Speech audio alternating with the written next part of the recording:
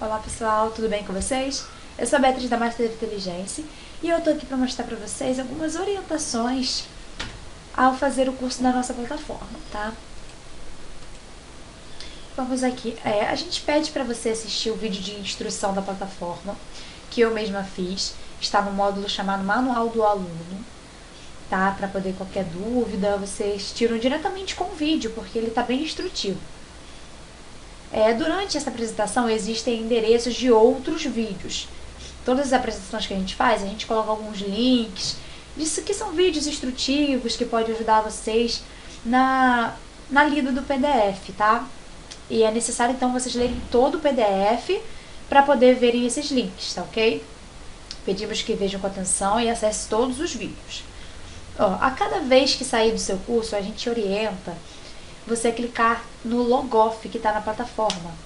No canto superior, tá? Direito, tem o botão lá de Logoff. Antes de você sair, ao invés de clicar naquele X para poder encerrar, você não clica nele, você clica em Logoff para sair do sistema. Certinho, para a gente ter o registro de vocês na plataforma, o registro de que horas entrou e que horas saiu, tá ok? E atenção também no fim do treinamento, se existe alguma tarefa ou não. Se não tem tarefa, só finalizar e solicitar seu certificado. Se tiver alguma tarefa, a gente pede que vocês vejam a tarefa direitinho, tirem as dúvidas e enviem para nós para ser corrigidas. Tá ok? Obrigada.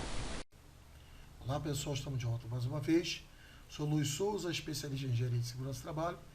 Estamos dando continuidade do estudo da NR5, agora dando reinício, né? No slide 52, sobre treinamento. Nós já falamos no módulo inicial sobre treinamento, o pessoal entender lá quem está tendo o grau de risco 1, 8 horas de treinamento, risco 2, 12 horas, risco 3, 16 horas e risco 4, às 20 horas. Okay? Mas aqui, para poder seguir a sequência lógica do treinamento de estudo da NR5, vou falar rapidamente desses pontos que eu ainda não falei nesse primeiro módulo. Então vamos lá. Treinamento. A organização deve promover treinamento para o representante nomeado. Então é aquela figura antigamente que era o designado, que hoje ele está numa situação até mais abrangente. Ele também, se a empresa não tiver como necessidade de ter uma CIPA, né, porque o quadro 1 ela não está dentro do quadro 1, ela precisa ter esse representante nomeado. Né? Essa figura do representante nomeado e para os membros da CIPA, titulares e suplentes antes da posse. Então, está dando dois tipos de situação aqui. O representante nomeado, em caso de não ter necessidade de ter uma CIPA, e os membros da CIPA, titulares e suplentes.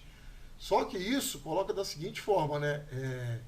Fala representante da CIPA e vai depender também do grau de risco para definir a carga horária para esse representante fazer e, por sua vez, os demais membros da CIPA. O treinamento da CIPA em primeiro mandato será realizado no prazo máximo de 30 dias, contados a partir da data da posse. Então, o caso primeiro mandato, que está começando, é aquele caso que nunca teve CIPA e a empresa, né, a organização, através de seus representantes, define lá, escolhe lá uma comissão eleitoral para montar essa primeira CIPA. Nesse caso, o treinamento em primeiro mandato será realizado no máximo, quer dizer, não quer dizer que tem que ser depois de 30 dias após a posse, mas no máximo 30 dias. Então, continuando, o treinamento deve contemplar no mínimo os seguintes itens: estudo do ambiente de trabalho, das condições de trabalho, bem como dos riscos originados do processo produtivo. Então, isso aqui, nós temos um módulo que trata dessa parte, que vocês vão estar estudando. Noções sobre acidentes e doenças relacionadas ao trabalho, decorrentes das condições de trabalho e da exposição aos riscos existentes no estabelecimento e suas medidas de prevenção. Então, tem um ponto aqui importante, também que é sobre os acidentes. Nós temos um material que a gente tem fornecido lá como em PowerPoint e, por sua vez, gravado. Os doenças relacionadas ao trabalho vai ter também uma parte. Ele é bem extenso, mas a gente tem um módulo que para você entender os pontos principais que nós explicamos ali dos acidentes, das doenças desencadeadas pela exposição ao trabalho. Então, essas doenças estão associadas ao risco físico, químico, biológico e ergonômico, que podem gerar doenças, certo? Então, esses são chamados de acidente também atípico, né? Que são aqueles que podem ser doenças do trabalho ou doenças profissionais, que eu já falei em módulos anteriores.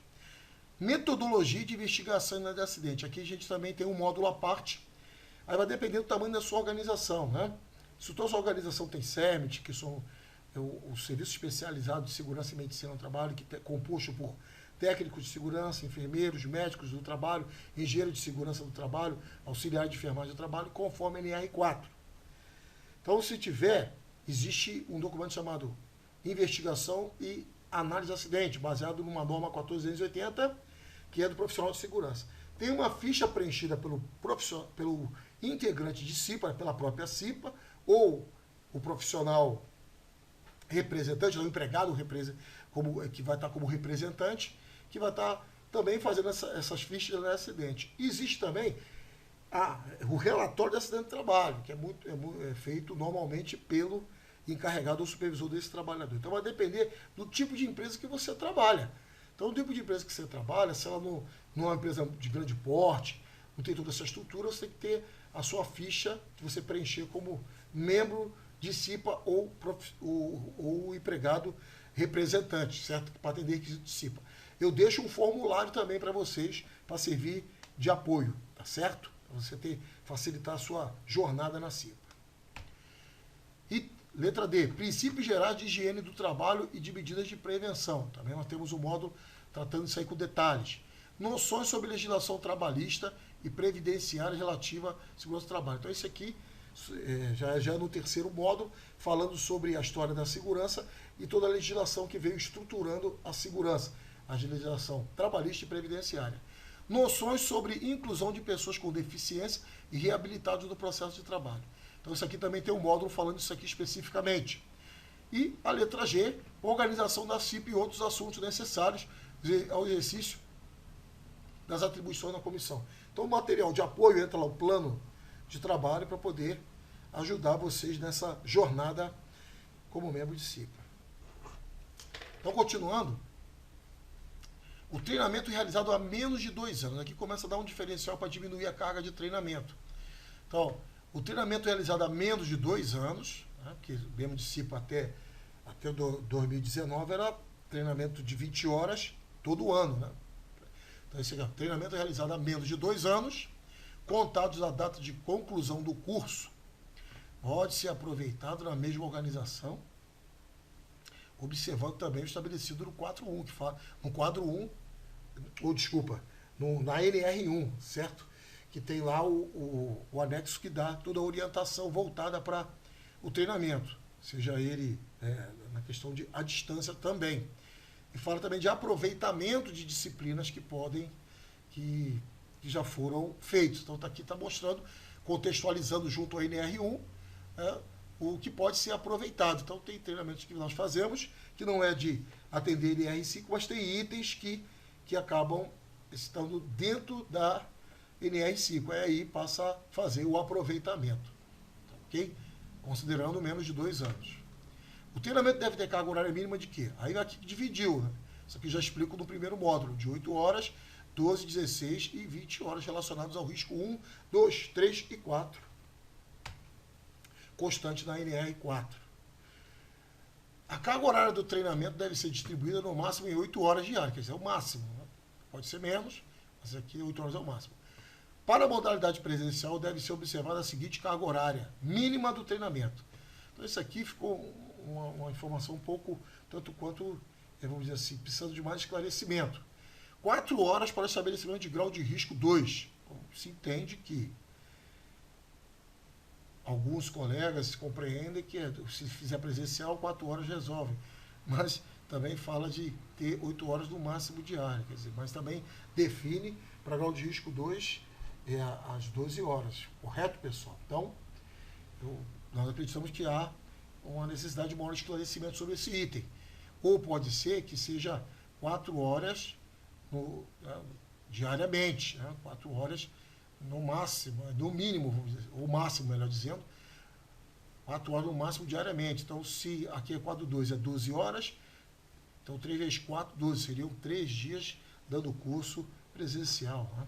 Letra B, mesmo princípio, né? 8 horas, que é o máximo, né, diariamente, mas como é risco 3 e 4, e o 3 e 4, 3 é 16 horas, seriam 2 dias, para fechar 2 vezes 8, 16. Ou 3 dias para fechar as 20 horas. Né? Aliás, desculpa, seriam 2 dias e meio para fechar as 20 horas para o grau de risco 4, que é 20 horas. Tudo bem até aí? Seguindo em frente, item 5.7.4.3, a carga horária do treinamento dos estabelecimentos de grau de risco 1, olha aqui, e do representante nomeado da NR5 pode ser realizado integralmente na modalidade de ensino à distância ou semipresencial nos termos da NR1. Então, quer dizer, se tem o representante, não é necessário se ter, não é uma CIPA composta, né? Foi esse representante, ele a nomeação de empregado está como no item 5.4.14. A nomeação do empregado como representante da NR5 e sua forma de atuação deve ser formalizada anualmente, quer dizer, pela organização. Tem um caráter anual também. Por sua vez, ele ele deve, melhor dizendo, passar pelo treinamento. E pode ser também um treinamento integralmente na modalidade do ensino à distância, obedecendo aos requisitos da NR1, que fala do treinamento à distância ou semipresencial. A nomeação do empregado como representante da NR5 não impede seu ingresso na CIP. Então, quer dizer, mesmo ele ter sido nomeado para atender a NR5, atender segurança do trabalho, de uma maneira geral, está no item 5.4.15, ele também, oportunamente, se tiver eleição para a CIPA, ele pode se candidatar para a CIPA.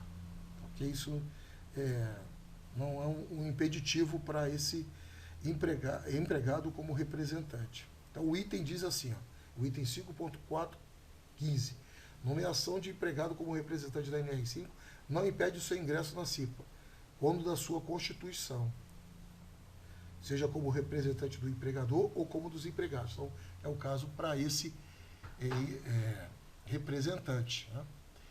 Se vier a montar uma CIPA no futuro. Então, isso aqui consegue colocar, o texto se refere aqui. No momento não era preciso, mas teve esse representante, depois teve a necessidade de se montar uma CIPA e também ele tem a oportunidade de fazer parte da CIPA como um todo, seja como representante do empregador ou como um dos empregados, passando pela eleição. O item 5.7.4.4, o treinamento será realizado integralmente na modalidade de ensino à distância, deve contemplar os riscos específicos do estabelecimento nos termos do subitem 5.7.2. No item 5.7.4.5, o integrante do CERT fica dispensado do treinamento da CIP. Isso quer dizer o quê? Se esse membro do CERT, o técnico de segurança, o profissional de segurança, já tem conhecimento de prevenção de acidente, não tem necessidade dele passar por esse treinamento. Eu já participei de CIPA até como secretário, já participei de treinamentos de CIPA e tudo, mas na verdade aqui está colocando de uma maneira bem clara que esse profissional, pelo fato de ter formação em segurança, não tem necessidade dele passar pelo treinamento. Então, CIPAs das contratadas. Aí vamos lá. 5.8, CIPA das organizações contratadas para prestação de serviço. A organização de prestação de serviço deve constituir CIPA centralizada quando o número total de seus empregados na unidade da federação se enquadrar no quadro 1. Quer dizer, tem que se enquadrar no quadro 1. Mesmo princípio, né, para qualquer CIPA.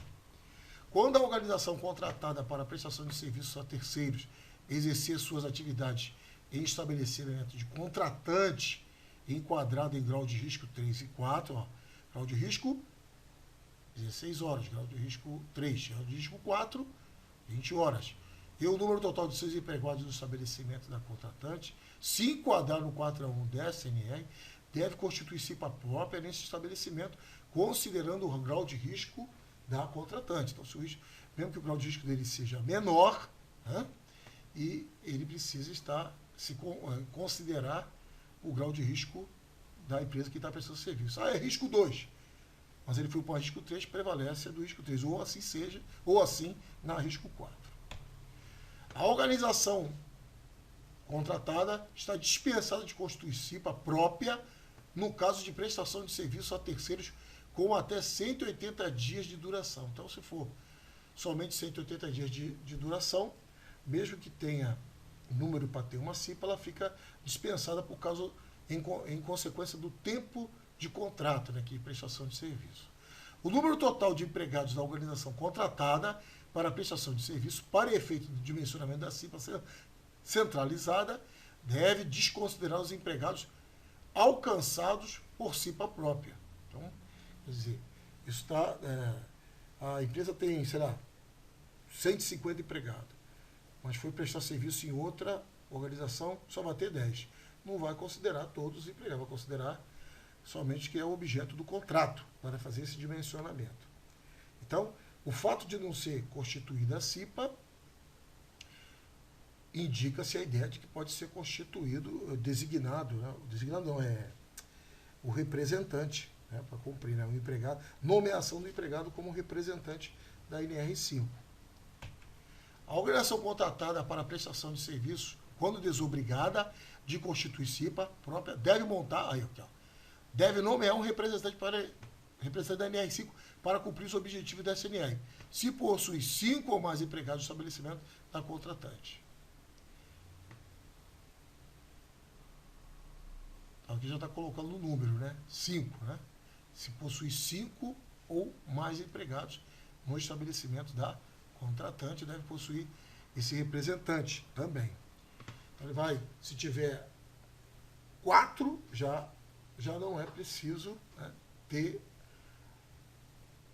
esse representante para cumprir os itens da NR5. Então, uma condição importante nisso tudo, então, que é 5 empregados. A nomeação de representante da NR5 em estabelecimento onde há empregado mesmo de CIPA centralizada é dispensada.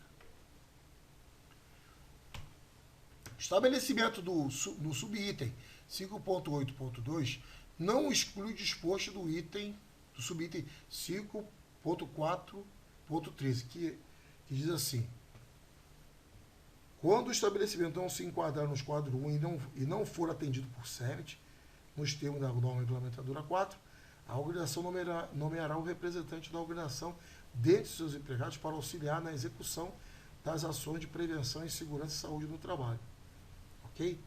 Então, isso aqui é o item 5.4.13. O item estabelecido no subitem 5.8.2 não exclui, quer dizer, não está excluindo esse que eu acabei de citar agora, que eu vou repetir. Quando o estabelecimento não se enquadrar no quadro 1 e não for atendido por SEMIT, não tiver profissionais de segurança naquele local, nos termos da NR4, a organização nomeará o representante.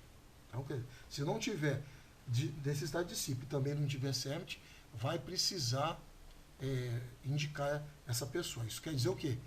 Ficar meio, vamos dizer assim, ficar direcionado que a nomeação de representante da CIPA, estabelecimento de empregado, fica dispensado, né, se eu não tiver 5 empregados. Mas se naquele local não existir SEMIT e nem CIPA nenhuma, ou seja, eu sou obrigado a ter esse profissional designado. Tudo bem até aí, pessoal?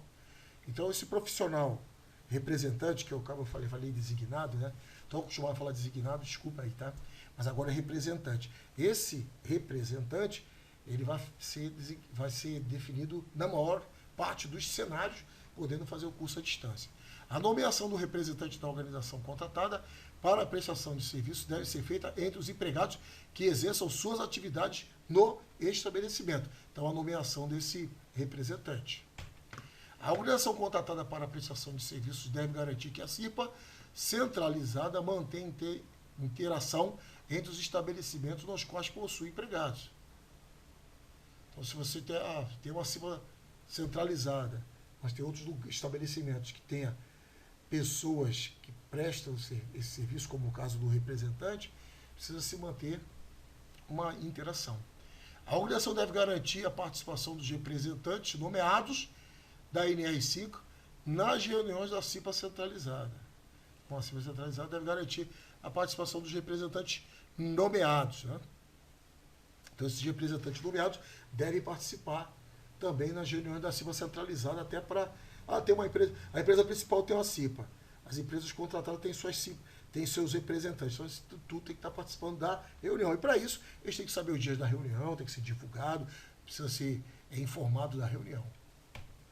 A organização deve dar condições aos integrantes da CIPA centralizada de atuarem nos estabelecimentos que não possuem representante nomeado da NR5, atendido ao disposto do subitem 5.6.2. O item 5.8.4, o representante nomeado da NR5 das organizações contratadas para a prestação de serviço deve participar de treinamento de acordo com o grau de risco da contratada, que vai ter lá, né? Se o grau de risco da contratada é 4, a contratada é risco 2. A contratada é risco 2, a contratante é risco 4. Então vai ser 20 horas de treinamento. Então, isso tudo precisa ser adequado, né? E esse treinamento para esse representante, como é uma pessoa só, pode ser no formato à distância. A CIPA da prestadora de serviços a terceiros, constituída nos termos do subitem 5.8.1.1, será considerada encerrada para todos os efeitos quando encerradas as suas atividades no estabelecimento. Isso aqui já comentamos em vídeos anteriores.